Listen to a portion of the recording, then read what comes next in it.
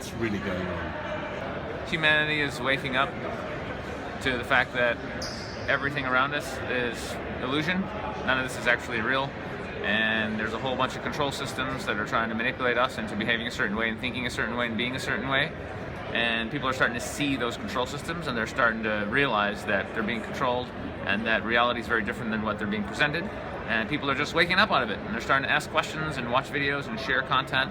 And I think within a few years, a huge percentage of people on this planet are going to be very, very aware as to, or at least more aware to the nature of our reality. And I think it's beautiful and natural, and I'm really excited to be part of it. Great. So what's really going on is a movement of interpersonal freedom, and seeing how that freedom can be sustained and maintained consistent, not only in our interpersonal lives, but in the lives of our families and loved ones, and then moving that consistent theme of freedom and non-aggression into our communities and eventually our societies and eventually the world. That's what's going on. What's really going on? Well, I think that there are sparks of consciousness, some people call them monads, throughout the universe, and each one of them has an inner drive as part of an evolving universe to expand its consciousness, become a more complex organism, reflect on its surrounding, and fulfill whatever its mission is. And I think that those sparks go through the atoms, the molecules, the plants, the animals, to humans, and I don't know what all beyond that, but that for human beings, we're in that process, and we're learning through our spark of metaphysical consciousness being in a physical plane where we actually get feedback if we don't eat, or if we don't get along with people, or if we run into a wall instead of going out the door, we get feedback, oh, that doesn't work. So we're learning to align with natural principles, learning to be harmonious with what's really going on. And you see it in your daily life, in your own health, you see it in your relationships with the environment, and we see it in terms of international relationships as well. And so I think that we're at a critical time on this planet where, for the first time, humanity has the capability to blow itself up.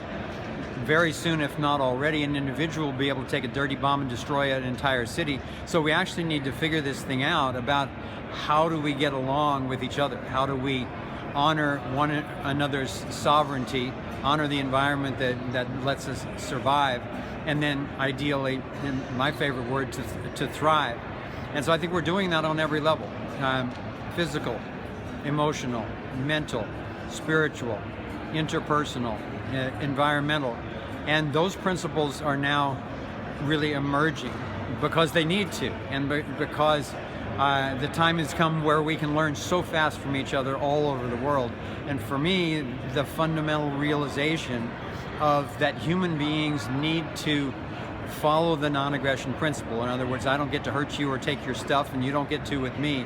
That, to me, is the core ethic that we have been lacking.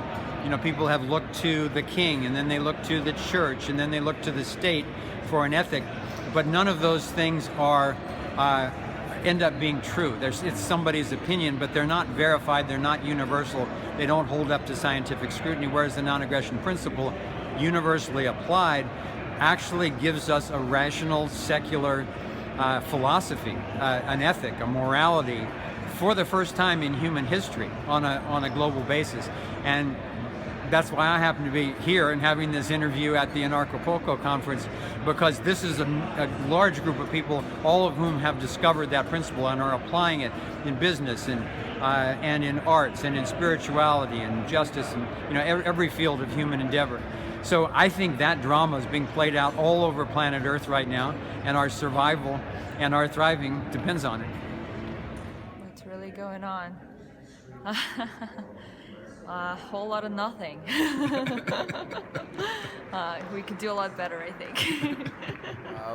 My personal opinion is we're infinite beings, part of all creation, having a human experience, and there's many subjective things we can talk about what that means, but yeah, that's the basics of it. I have no idea. Really? That's my answer. Okay.